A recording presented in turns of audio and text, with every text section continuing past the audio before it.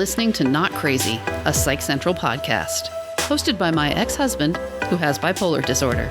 Together, we created the mental health podcast for people who hate mental health podcasts. Welcome, everyone, to the Not Crazy podcast. I'm your host, Gabe Howard, and with me, as always, is Lisa Kiner. Hey, everyone. Today's quote is by Bell Hooks. Movies do not just mirror the culture of any given time, they also create it. I've always really liked that quote, but I wonder, did she say anything about Netflix streaming?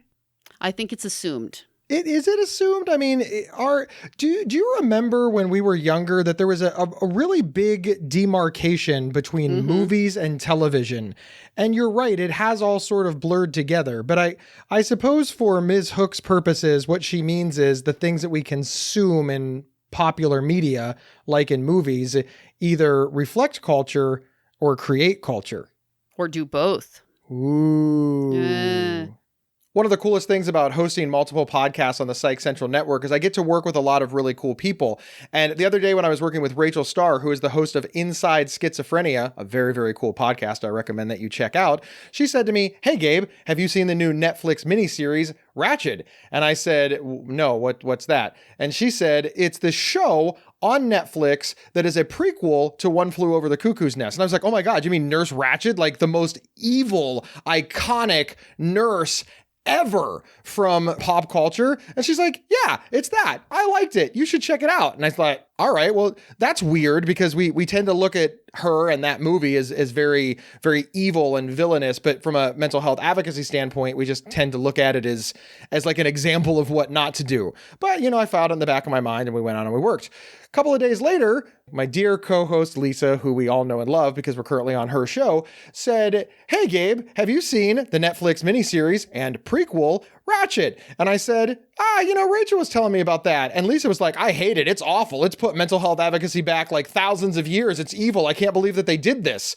And I was like, okay, those are two very extreme views. So I thought, what can I do with this information? What can I do with two people with differing opinions? I can put them on a podcast. Rachel, welcome to the show. Hey, what's up, Gabe and Lisa? Hey, good to have you here. Well, I'm very, very excited about this because I have not seen the miniseries. Like, full disclosure, I have not seen it. I am the moderator and no doubt opinionated observer. Not sure what you're waiting on. I mean, it came out like a little bit ago. Yeah. Plus, you knew this show was coming, so it's not like you couldn't have been prepared. Rachel, you live with schizophrenia. Like, we should establish a couple of bona fides right now for potential reasons that maybe you saw it through different lenses. You, Rachel, as you live with schizophrenia. I do. It lives in the back. It's like a roommate that you can't kick out no matter how hard you try. Yeah. The eviction courts, they won't hear the motion. Yeah, nah. She's cool. It's all right. It's fine. You've gotten used to her. Yeah. She's hardly ever home. So as I said, Rachel is over on the living with schizophrenia side. And then Lisa, her advocacy has taken just like, I mean, it's like a blob, right? It's not a straight line at all. Lisa's done caregiver advocacy. She's done family member advocacy. She saved my life. She lives with depression. She's done certified peer support in the state of Ohio. So Lisa's coming at it from, well, frankly, like 800 different directions, which is very different from the specific advocacy and lived experience of Rachel. And the fact that they're so different is why I thought that this would be an interesting conversation.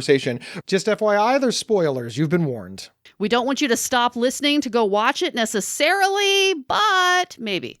Rachel, I want to ask you the first question since you brought this topic up. You really are on you thought it was a reasonable portrayal of mental illness in what year was this show set in? I think it's set in the 40s. I don't think it's a reasonable portrayal of mental illness. I think it is of the treatments of that time. I think this is the most realistic I've ever seen portrayed as far as lobotomies. They actually do hydrotherapy in it, which I know I've never really seen. I haven't in any movies or stuff, and how intense certain things are. And they show actually two different types of lobotomies in great detail. Kind of like you've never seen them before. I mean, I've read about them, I've seen diagrams, but the show, which I'll go ahead and say can get kind of gory at parts, it's a pretty realistic thing what they show drilling into the brain by hand, the ice pick, like it's all pretty, and he's talking his way through it. Like it's very impressive, I think, especially if I was like a psych student. Yeah, seeing like, oh, wow, that's okay. That's exactly what happened there.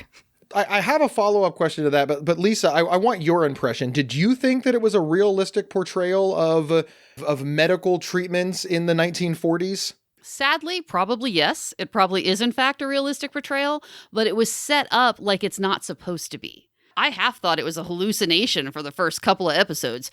So it was set up as if the characters didn't think it was realistic. The characters are play acting. So I found it confusing. Okay, so confusion aside, I remember when the movie Saving Private Ryan came out in the 90s, and people said that this was the most realistic portrayal cinematically of war. You know, they had people getting shot, people talking to their friends and their friends getting their heads blown off while they were talking and them just carrying on. And they felt like this did an excellent job of showing the horror show of what it was like to storm the beach at Normandy. Now, and I've never been in war, so I can't compare. Just, I'm assuming, Rachel, you've never had a lobotomy, so you can't compare. But I think, Rachel, and please correct me if I'm wrong, your point was, look, if you got a lobotomy in the 40s and you were standing in the corner of the room, this is what it looked like. Yes, and Ratched is made by the same people who do American Horror Story. So you have to understand, like, yes, you still have some kind of cinematic horror to it. What I liked about Ratched is that there's no ghost stuff. The scary characters in it are not the people with mental illness. It's the people, like, what's happening. And there is no set bad character. You end up kind of seeing the human side of each. One thing I liked is with the lobotomies, the people they did it on, they weren't just zombies afterwards. One of them, like, was a kid, which I didn't realize. I thought there's no way they would have done a lobotomy on a kid.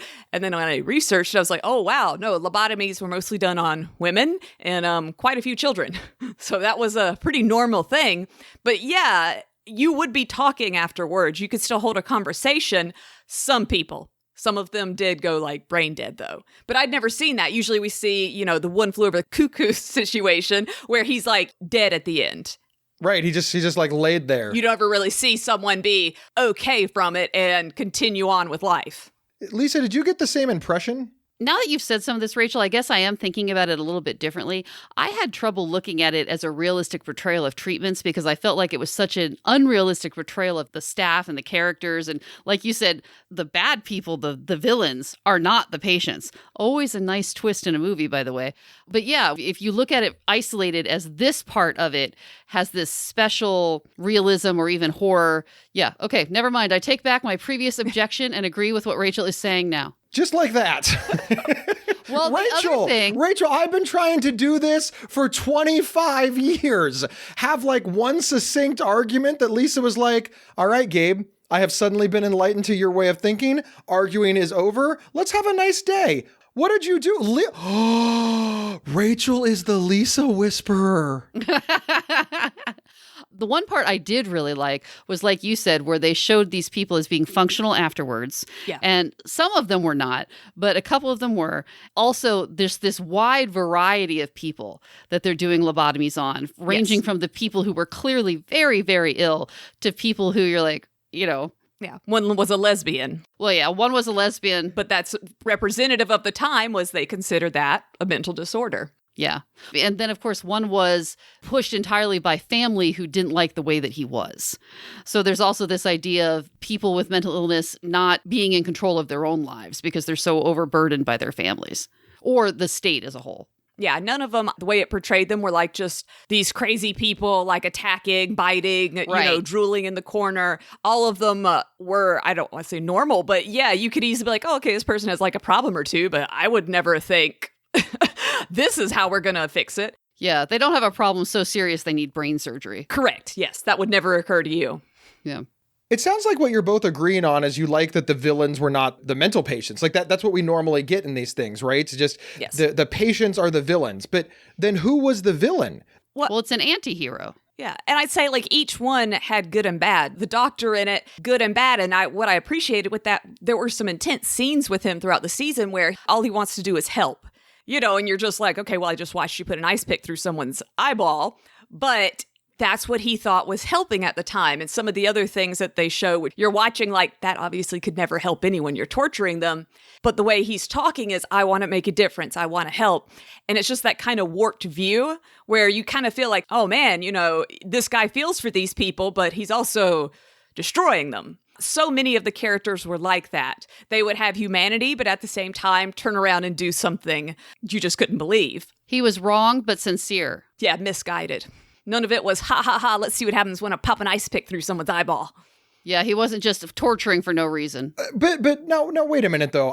I recognize that I haven't seen it. I apologize, but didn't he sew a dead person's arms onto a living patient after he cut off the living patient's arms? See, now, Gabe, you haven't watched it, so it's hard for you to make that argument. So the scene you're referring to is pretty much he gets poisoned, but it is showing something that they really used to do, where they would give patients LSD before therapy sessions. And this is something that I don't think has ever really been shown in any movies or TV shows, with the exception of documentaries, where they used to give LSD to different people with mental disorders, thinking that would make them, I don't know, be able to talk better in therapy. But he cut off the arms. Yes. Well, but that's coming back around, right? That's something people are doing again. Nobody has answered the arms. I don't want to ruin the show for them. That's a huge spoiler. All right. I mean, I found that very disturbing as a scene. It is. This is not an easy show to watch. I would say it has lots of trigger warnings. It's actually been petitioned by Netflix to have some sort of beginning part, because the first scene of the season is incredibly disturbing and gory. Yeah, it's very graphic and it was very disturbing. But that was also, I thought, a good part because it's showing that there's these horror elements to things that really did happen. Yes. That was one of my favorite things, is just pretty much the realistic horror of it. Right. Just watching it's intense, and you're like, but then you realize, oh, wow, these were actually procedures done on people, and there is no ghost running around. There is no person trying to attack you from the corners.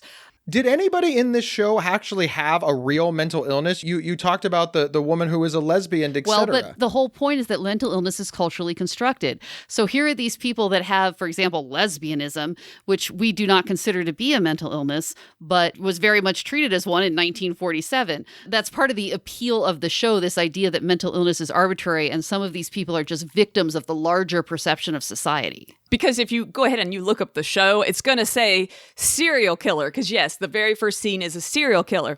What I appreciated about the show, and this isn't spoiling anything, is that at one point someone pretends to be a schizophrenic to pretty much say this is why they killed all these people. And the doctor calls them out. And there's a really great monologue where the doctor calls and just says, okay, you're exhibiting all these different signs, but too perfectly. You're playing, and I can tell you're playing. You're pretending to say you're this is why you did all these horrible things. And I really like that in the show. They never actually have any schizophrenia represented throughout, or at least I did notice that they did. But I really love his monologue because I think it's important, because so many people think, oh gosh, serial killer, they must have been schizophrenic. And it also points out that a doctor can catch it, right? There's this sort of misconception in society that all you have to do is pretend, and the doctor will just be handcuffed and have to give you the diagnosis. Yes. First, we think, oh, he's just evil. He's just a serial killer. He's just a bad person. But of course, later on, we have more backstory. We have more explanation. And going back to your thing about how the mental patients are not the evil ones or the scary ones or the villains, it turns out all along he wasn't the evil one or the villain. And these are spoilers, and this is just your own problem. You should have watched the show. So he's not evil or the villain, but everyone looks at him as if he must be violent for no reason, because after all, he's mentally ill, and what other explanation could there possibly be? He couldn't possibly have a valid reason for this violence, or even any reason for this violence. It must just be because he's crazy. There can't actually be any backstory to it. One thing I will throw out that I loved was not the main character, Nurse Ratched, but there was a separate nurse who's very muchly seen as, a villain, but you definitely are on the line of understanding, because she follows out the orders exact. If they tell her to do something, she does it exactly. And it really comes off as torture. And later on, she makes a comment where someone is refusing to do the treatments. And she's like, well, that's the difference between being a real nurse. You can't have compassion if you want to help a person. Sometimes helping them hurts them to get there. And I just thought that was really important. When you think about hospital situations and things that have to happen, things you have to do. And I was like, yeah, that's a really good point. As a nurse, it's not my job to question what the doctor says. I mean, no one wants to go through a surgery. And thinking back to those times, she wouldn't have been trained to do differently. Her job is to do what the doctor says, and he's trying to help them. And so is she. But it really sounds like you're trying to make Nurse Ratched out to be not evil. She's evil. No. And I don't think she was evil in the original movie either. Society agrees that the bitch is evil. No, she's not. She wasn't evil in the original movie? She was evil as hell. No, I watched the movie right before the show. Not on purpose. I didn't realize the show was coming out. I didn't realize that's why Netflix was pushing One Flew Over the Cuckoo's Nest. She just accidentally watched One Flew Over the Cuckoo's Nest. You know how you do that. You're minding your own business. An iconic horror movie comes on. Had you seen it before? Yes, but like so long ago. Because I would think that would be very, very triggering, frankly. I mean, why? No, because we all know what One Flew Over the Cuckoo's Nest is about. Right. You know, why do that to yourself? But it's the opposite, because I watch him, and especially if you watch it in today's terms, you really dislike I forget that actor's name, but you really dislike his character. At one point, I mean, he raped 15-year-old girls. Jack Nicholson. That's like a major plot point. One of the reasons the nurse is like so protective, and there was other things that he did. Good point. You know, that gets left out, yes, doesn't it? and it gets glossed over. We see him as a victim. Right. And they're saying this woman doing all these mean things. And you're also watching like, well, no, she has a very specific schedule set out for these people. And he's trying to actively disrupt these people's treatment. Like, it's always about him. Or he's trying to allow them to live their life in this culturally constructed thing where they're not... I mean, these men aren't even allowed to talk about women without getting... No. I'm going to say he wants them to live his life. It's what he thinks. He wants to watch the baseball game. So everyone has to watch it because that's what men do. We watch baseball games. We hang out together. We go drinking. Yeah. And you have these people who, are there for a lot of serious reasons who probably shouldn't leave the mental ward for a day to go sailing around the ocean getting wasted. Huh. But in One Flew Over the Cuckoo's Nest, she's not really a person. You know, she's the representation of institutional apathy or institutional violence. Yes. She's not really meant to be a human. She's just an archetype. And I feel it's also kind of like following orders. You know, nothing she does in it is illegal, is bad. She's literally just following orders to a T. Everyone in the movie who doesn't follow orders ends up screwing everything up. There's like the night watchman who they end up having this huge party with and everything. And you're like, oh, well, that's because he let them party. Again, people in severe mental health hospital situations don't need to be partying. It's easy to watch it and be like, man, they're so mean for not letting them have a good time. But it's like, yeah, they're also really drugged up. And I think watching the show Ratched, I personally thought they were going out of their way to kind of like re-show lobotomies. Because I do know that electroconvulsive therapy lobotomies were pictured so bad in the movie. And that's done a horrible stigma for ECT. There is no ECT in the Netflix show, but it's all in that same vein. I just really like that they showed the characters with lobotomies a whole lot better. Like, you're not just this drooling blob. It wasn't just like a torture, like, we're going to give this person a lobotomy because, I can't deal with this attitude. Which is the way that psychiatric treatments are often portrayed in movies. Right. It is done specifically as a means of torture. There is no thought that this might Correct. be beneficial or a treatment. Yes. And you have a good point about if you looked at, we're going to cut into your flesh and rearrange your organs. Oh, is that a horror movie? No, that's a hospital because that's what medicine does. Because like you said, it has to hurt to help. Well, that's what these people thought they were doing. Of course, I would argue that that's kind of like a whole, I was just following orders thing. I don't know that absolves you of moral responsibility, but that's an interesting point. No, I agree. But I also think, then the nurse is literally, what medical knowledge did they have? You're still in the dark ages of so much. You have a lot of people who are, hey, let's see what happens when I do this. Well, and at the end, they even have the nurse saying, hey, here comes all these new treatments. Wow, I can't even believe some of the things we used to do. I just look back on that and think, oh my goodness. Like you said, she's trying to do the best that she can. Yeah. Or that she's doing the best that she thinks she can. People often talk about One Flew Over the Cuckoo's Nest as stigmatizing ECT, which many people think has legitimate medical value and is still done today, etc. I've had it. I didn't know if you wanted to talk about that. Oh, yeah, it's because I always stress that because it causes so many issues because so many people are against ECT. And for me, it was a lifesaver. Really? It's not for everybody. But I wouldn't be here had I not had it. And it is always on the docket. Like, I have no problem having it again, although it's not a first line of defense. But yes, in the original movie, it's shown pretty much as a torture mechanism. And even the show Stranger Things, just I guess maybe 2 or 3 seasons ago, it's a huge plot point where they use it literally as torture and to erase people's memories. Not as, okay, let's help this person. We're trying to help this person with depression. It's, oh man, we need to just figure out how we can erase brains. And, oh, you didn't want to do this. Well, let's turn up the electricity. And it's like, well, I'm sure it did happen, but that wasn't the point. Was trying to just torture people. Anything can be used to torture, right? Correct, yeah.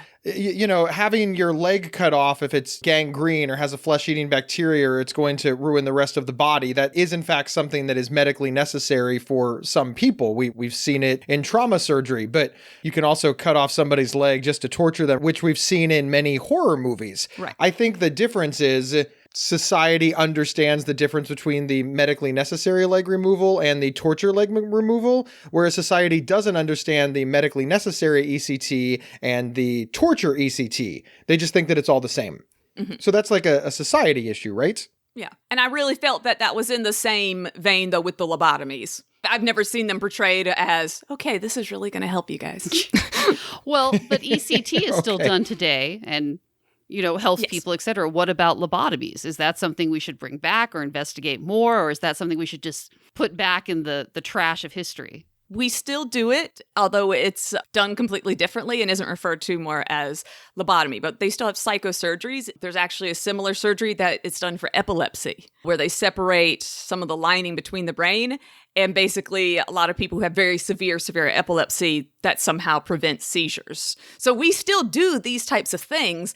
They're not as archaic as they used to be. No one's pulling out an ice pick. No one's getting a hand drill and crunching in there. We have lasers. We have things like that. And you wouldn't think of them today as being, oh, God, I can't believe they did that to you. It's, oh, wow, that seems like a really scary surgery, but, you'll be good. That is a very interesting way to look at it. Because, isn't all surgery that way? You think about getting your eyes laser surgery for your eyeballs, cutting into your eyeball with lasers. That sounds horrific. That blows my brain. How do you do that? And you think if they were pulling out knives doing it, you might be like, whoa, wait, man, that's a little bit more intense, but it's the same exact thing. I have no clue. But, it's fascinating, though, because when I had laser eye surgery, I told everybody, I was like, the evil villain that lives in the lair in the mountain shot me in the eyes with a laser. And I was so strong, I just corrected my own vision and then took him down. So I think people get the idea of this idea that being shot in the eyes with a laser can be scary and was the stuff of James Bond movies and, other movies that had evil people living in island mountain lairs. But they didn't think the doctors were evil for doing it because they looked a little further. Do you think that one of the things that maybe this show portrays well is this idea that we need to look a little further at why we're doing these things rather than just paying attention to the thing that's being done? Absolutely. Go back to, you have to make money off shows. There has to be a reason people watch, or then you're sitting around with a documentary and it's not as interesting. So I say, there's a good and bad when it comes to media portrayals. There's only so much you can do to get people to watch it and still be friendly to everybody. Well, it's the same way that all hospital shows or doctor shows are so dramatic and so over the top, or police or crime dramas. No one actually behaves that way, thank God. But otherwise, it's boring. So much paperwork. You'd be watching them just filling out, Oh, God, we ran after that guy. I'm going to fill out 10 pages here telling, hold on, I put in, they said I can't do overtime, so actually I'm off the case, guys. And of course, when you run after the guy, that's all it is. You just ran after a guy. There's no bullets flying. There's no guns out. It's just a boring foot chase that you have to answer a bunch of questions about, fill out a bunch of paperwork, and then, book them, Dano, I guess. Maybe I guess they did make booking exciting back in the 80s anyway. But you're right. Police work is ultimately boring, but they portray it on television as this very high stakes, life threatening, bullets flying, need military tank. In reality, it's just a person walking around. Well, but this is one of the reasons why we have these problems, because we all look at the popular perception of it in media and think, oh, look, police officers are under constant threat. It makes sense that they need a tank. Okay, well, are we looking at people with mental illness as constant threats, so they need a lobotomy? Maybe. Isn't that the way they're always portrayed on TV, as violent and scary? That is true, but aren't they portrayed on Ratched as violent and scary? No. Are they portrayed as like kind? Do you want them to come over for coffee with your kids? Yes. Well, yeah, some you're watching, you're Yeah. like, why is this person there? And the answer is because they have no power in society and they're trapped. Mm-hmm. One is ADHD, and, they're acting like it's so crazy that this boy is, easily distracted. We got to do lobotomy. And you're just like, well, no, I really think this is so terrible. This is so serious. Yeah. That's what it seems like, a jump that the 12-year-old has distracted thoughts, and he's not even like crawling up the walls as they're talking. He's acting like a 12-year-old. And the point being that he has no power or agency. He's trapped by his parents and what they decide for him. Yeah. What they decide is uncontrollable. Right. And who gets to define such a thing? We'll continue this discussion in a minute. We'll be right back. Interested in learning about psychology and mental health from experts in the field? Give a listen to the Psych Central podcast, hosted by Gabe Howard. Visit psychcentral.com/show or subscribe to the Psych Central podcast on your favorite podcast player. This episode is sponsored by BetterHelp.com. Secure, convenient, and affordable online counseling. All counselors are licensed, accredited professionals. Anything you share is confidential. Schedule secure video or phone sessions, plus chat and text with your therapist whenever you feel it's needed. A month of online therapy often costs less than a single traditional face-to-face session. Go to BetterHelp.com/PsychCentral and experience 7 days of free therapy to see if online counseling is right for you. BetterHelp.com/PsychCentral. We're back with the host of the podcast Inside Schizophrenia, Rachel Starr, discussing the Netflix series Ratched. I was actually thinking about what you said earlier about there's no horror, there's no supernatural element, but I kept waiting for there to be. Yeah, they definitely play it up. Right? I'm waiting for there to be ghosts or demons or, is she possessed? What is it? Because isn't that the way asylums work? I mean, when you're on TV, all asylums are haunted. That's what asylums are. Another statement about the popular perception of these things that, obviously, there must be demons involved. Yeah. There has to be some dead patient ghosts that are like hanging out. Right, exactly. I gotta say, though, that if you watch the show, it is visually stunning. Oh, yeah, that was the best part. Oh, it's so colorful and stunning. And then you're like, this hospital is gigantic, and there's like, 5 patients? That was my thing. It's like, how is this place open? I'm very confused on. They're talking about shutting it down. I'm like, well, clearly you guys need to. You have literally 5 patients. You're maintaining all of this. So how many beds do you have? Yeah. There's only like 4 people here. You got like a whole wine cellar that you keep one guy in. Like, why do we have a wine cellar in this hospital that apparently stretches for miles? Watching the show visually is just stunning. The way they do all the colors and the sets is just incredible. The first couple of episodes, I really thought, wow, I could watch this just for the clothes. Yes. Even if they're covered in blood. Well, yeah. Well, it wasn't a perfect system, but it just, the cinematography was amazing. Mm-hmm. And again, like I said, because I'm expecting some supernatural element to it, I thought, that's why the colors are so saturated. Yes. And almost like a dreamlike state, like you were saying earlier. Yes. You weren't sure yet. I was watching this with my husband, and I kept saying to him, I'm telling you, this is going to be a dream. This is a hallucination. This isn't real. And again, spoiler alert, that is not how it went. And that is a change because, of course, obviously, if you're having a show about psychiatric patients, it must be because it's not real. As I said, this is made by the same people who do American Horror Story. They also did Scream Queens. They did Nip Tuck. So many different shows that have some very gory parts to them. But especially American Horror Story, and that's definitely a huge trigger type show. Each season is set differently. And it's funny because the second season takes place in a sane asylum, and that's my favorite. And everyone's always shocked because they would think, well, Rachel, seems like that would be the one you definitely don't like and you would have a problem with. But I really think it's a great representation, minus all the supernatural, because they have a ton of demons and aliens and ghosts and everything you can imagine. But I think it's a great representation because insane asylums used to be run pretty much by churches. That was who it was. You're going to be looked over by priests and nuns. So how are they going to treat you? How? How are they going to? I mean, I think that's an excellent point. How? Yeah. God. So you're going to have a lot more demon possessions. You're going to have a lot more starving people, things, because they didn't have medications. Like, how are they supposed to treat you? And they were very much overrun with people just dropping off every ailment you can imagine, and the family just abandoning them. My wife back talks, here, fix her. My wife won't clean. And these are true stories, right? I mean, just husbands who would get tired of their wives would drop them off. This is excellent because I never thought about the idea that in early mental illness advocacy or intervention, it was largely driven by the church. And we had medical doctors who we assume have some sort of science background with religious leaders who we assume are going completely from biblical teachings or, prayer, faith, etc. And those two get together, and I guess lobotomy is the only result. Is this portrayed in the show? This idea that religion is driving a lot of this? Not in the new Ratched show. I was just referencing, that American Horror Story, very much, I think in its set 20s or 1910s or something, but it's even set before the Ratched is in the 40s. So in a way... Ratched, not Ratched. Ratched, yeah. Sorry, I keep saying Ratched. When I first saw the name, I was not expecting this to be the show. I thought... Yeah, that word means something different now. Yeah. But it sounds like what you're saying, based on their body of work, that their thinking has evolved, or at least their portrayal has evolved, because they used to portray mental illness as supernatural. Then they portrayed mental illness as, like Freddy Krueger horror movie. And then they portrayed it from the lens of we have to, pray the mental illness away. And now they're portraying it from early medical intervention and using science. So if you look at their entire body of work, they're giving you a history lesson with like colorful costumes and probably a cool background soundtrack. So cool. The soundtrack was also very good. Is that what you're saying, though? I mean, is that... I think it's an evolution. I could easily see this being like part 2 of that American Horror Story season, them kind of evolving the asylum. I'll have to watch American Horror Story then.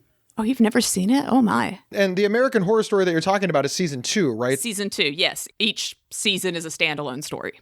Also a series I've never watched. However, I did watch Nip Tuck because I was dating this woman at the time who loved Nip Tuck. And there was no DVR, so when it came on, we had to drop everything and watch this thing. She loved it. Crazy woman, I forget her name. Oh, I loved Nip Tuck. I don't remember the name of that actor, but he was so hot. You said that constantly. It was not annoying at all. The blonde one or the brown-haired one? Dark-haired one. Christian Troy. He was the hot one. Yeah. You would say he's That's hot. That's who my mom liked. Yeah, and right? I would say, why are you saying that? And you're like, oh, it's okay. He's a doctor. And I would say, he's fake. And you're like, look at that. Look, his shirt is off again. He interviewed the babysitter with no shirt on. Who does this? Well, he would later have an affair with that. Yeah, he would later have an affair with it. Yeah. I have tried to emulate this behavior. Didn't work. I mean, if you got it, flaunt it. Why am I wearing like 6 layers if I got these sweet pecs? Exactly. You know how hard he works on those? Yeah.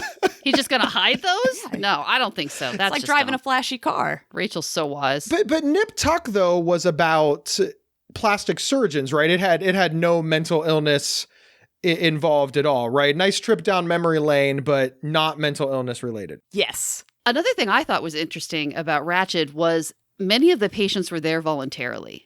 And we've all been trained to think of mental hospitals or asylums or psychiatric hospitals as being these incredibly scary, horrible places. Why would you ever go there voluntarily? There are places to be avoided at all costs.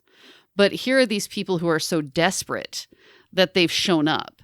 So even though they're scared, they're very, very sick and desperate to do whatever it takes. And a lot of it was very family oriented. Yeah. The family is the ones being like, this person needs help.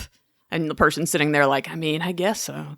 You know, you kind of like want to question, like, if I was in that position, and my husband is dropping me off there because I talk too much, or I'm interested in women, and that seems really bizarre, or I'm dropping my child off because he's the only kid that won't sit still in class, and everyone's telling me he's weird. Where's the line on things? It just makes you think, like, because I feel like a lot of the characters, you could easily be like, oh, I know someone like that.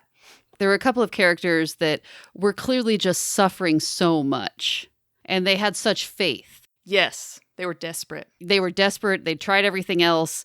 They were hopeful that this would be the answer. They tried all these other things. This is going to be the one. This is going to be the thing. Science is going to save us. Yeah, I don't think there's any involuntary treatmenting, like they signed up for everything they did. No one was like, you have to have this lobotomy.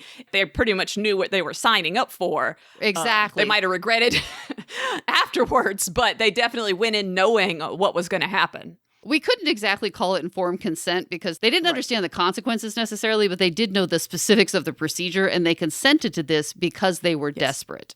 Especially the first two people who got lobotomies, because one of them is clearly supposed to be bipolar, and you just felt so much sympathy for them. She's so desperate, she'll do whatever it takes. Mm-hmm. One thing that's had a lot of blowback is the character Charlotte. That actress was incredible. I just thought she blew away all of her scenes.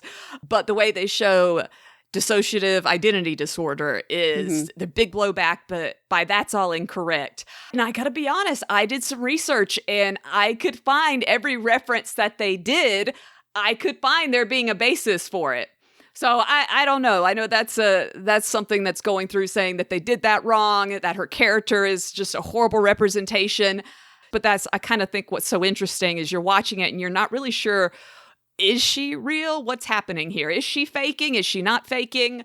It's just very confusing to watch her. So dissociative identity disorder, previously called multiple personality disorder, which I am not a big believer in. But the thing I did like about the character was that she comes to this through trauma.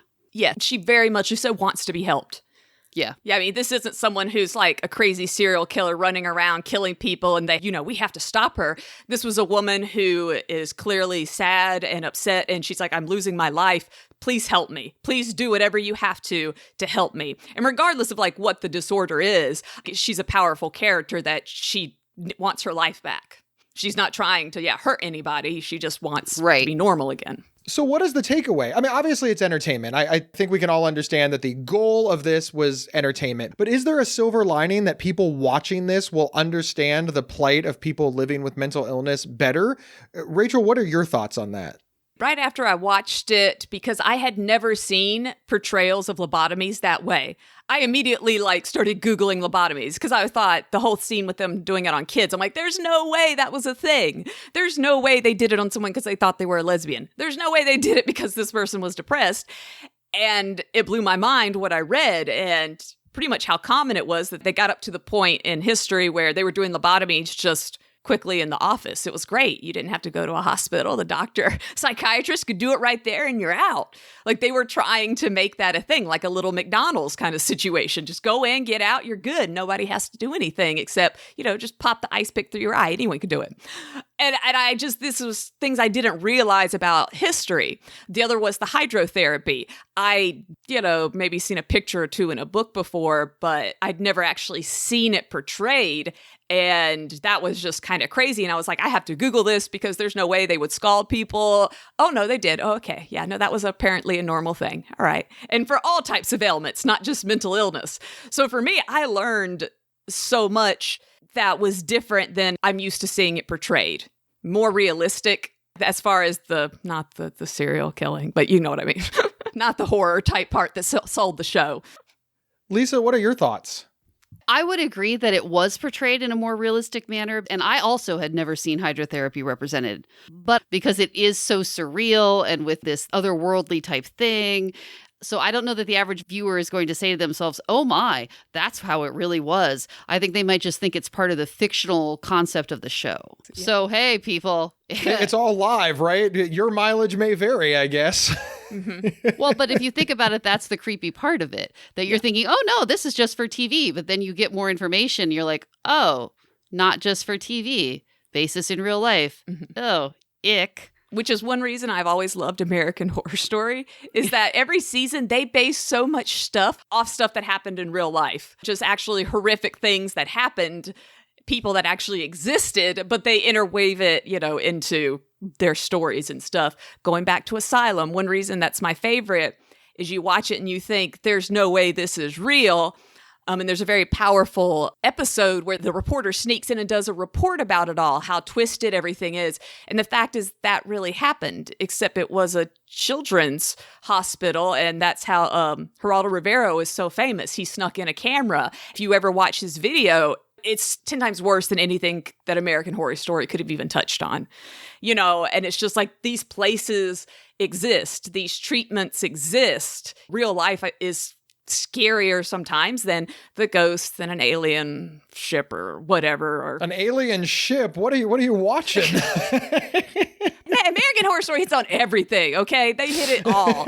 If it could remotely be scary, you got anything, they're going to go after it. Anything goes. It's covered. Rachel, we love hanging out with you. Tell us for a quick minute before Lisa and I talk behind your back, what is Inside Schizophrenia and why do you host it? If you haven't checked out Inside Schizophrenia, it's not as fun as this show. I got to be honest, Gabe. It's more educational. I've actually really enjoyed it. We don't have as much fun on that show. It's Way to sell it. really boring. That's making me want to go watch it right Tune now. in. It sucks. I hate hosting it. It does not have the same feel. It's an educational show. Yes, it is a more educational show. I do have schizophrenia, so we talk very in depth about that, but we also bring on a lot of experts, doctors, people who specialize in areas.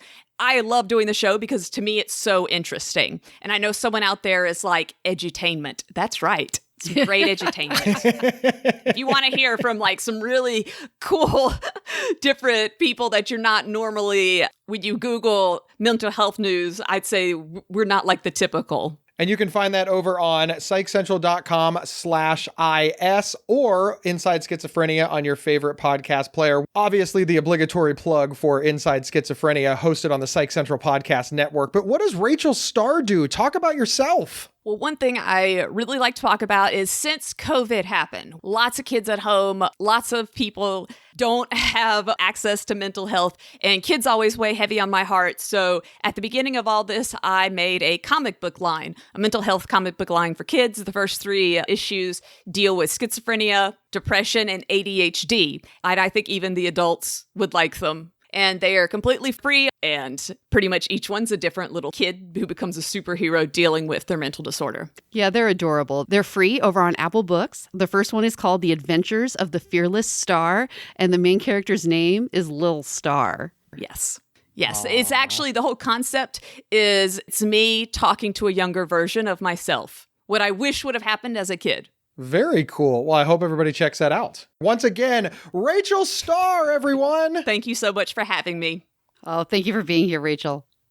Okay, Lisa, that did not go exactly how I thought it was going to go, because when we discussed doing this episode, you said, I'm really worried about disagreeing with Rachel and I don't want to piss her off. Yet you pretty much agreed with every single thing she said, which honestly surprised even me. Did you have a change of heart? No, not really. I do agree with everything she said. It's because when you first discussed Let's Do This episode, you said Rachel watched Ratched and says that it's an amazing fictional portrayal of schizophrenia. And I thought, what are you talking about? I don't think there even are any schizophrenics in that. I don't understand. I need to defend myself. I believe what I said is that Rachel said that it was an excellent portrayal of the treatments of schizophrenia, which... That's not what you said. I believe that's what I said. You said it's an excellent portrayal of schizophrenia, and I thought, what is she talking about? I'm going to have to review this. So I don't know if I didn't understand what you said or you didn't understand what she said, or if it's like a telephone lost in translation thing. But no, the thing that you said is completely not what we ended up talking about. I maintain that I was right with the original version of what was happening here, but no, not with the actual version. I'm glad that you fought so hard to make sure that our listeners knew that you didn't agree with me. Well, excuse me for taking you at your word and thinking you knew what you were talking about in the planning stages. Lisa, I know we've dropped a lot of spoilers here for our listeners, but if any of them are considering watching it, do you recommend them? Like if you got to be Siskel and Ebert right now, how many stars would you give it? And do you recommend that they tune in for any reason? Probably not. There's plenty of stuff on Netflix that's better. It was vaguely entertaining. I liked the clothes. As we've already discussed, I like the clothes. I like the soundtracks. I like the set. I like that actress, although I don't think this was one of her better works. But overall, yeah, I just didn't really like it that much. And it had so many twists. You were like, what? What? And in terms of, I want to watch this so I can have a better understanding of mental illness. Only if you went in already knowing a whole lot about mental illness. All right. Well, I am so glad that I saved 10 hours by just listening to you and Rachel discuss it. And now I can claim knowledge of something that I did not do. And all of you can as well. That is the not crazy promise. Again, it had some good parts. It wasn't completely worthless. There's certainly a lot of worse things on Netflix that you could watch, but there's a lot of way better stuff too. Especially like you said, to give up that many hours. It's also important to remember that Lisa is a middle-aged woman, so it is certainly possible that if you trend younger, you might just think this thing is badass. It could be Lisa's advanced age that is causing her not to like the show. How do you know it's not the reverse? Maybe if you trend older, you're going to love this show. Maybe I'm too young for the show. How do you know? Because of Rachel. Rachel liked it and she's younger. Oh. Thank you, everybody, for listening to this week's Not Crazy podcast. My name is Gabe Howard, and I am the author of Mental Illness is an Asshole, which you can buy on Amazon. If you head over to gabehoward.com, though, and buy it there, you'll pay less money. I'll sign it, and I will include free stickers from the podcast and, well, also from me personally. Don't forget the outtake after the credits, and we'll see you all next Tuesday. You've been listening to the Not Crazy podcast from Psych Central. For free mental health resources and online support groups, visit psychcentral.com. Not Crazy's official website is psychcentral.com/notcrazy. To work with Gabe, go to gabehoward.com. Want to see Gabe and me in person? Not Crazy travels well. Have us record an episode live at your next event. Email show@psychcentral.com for details.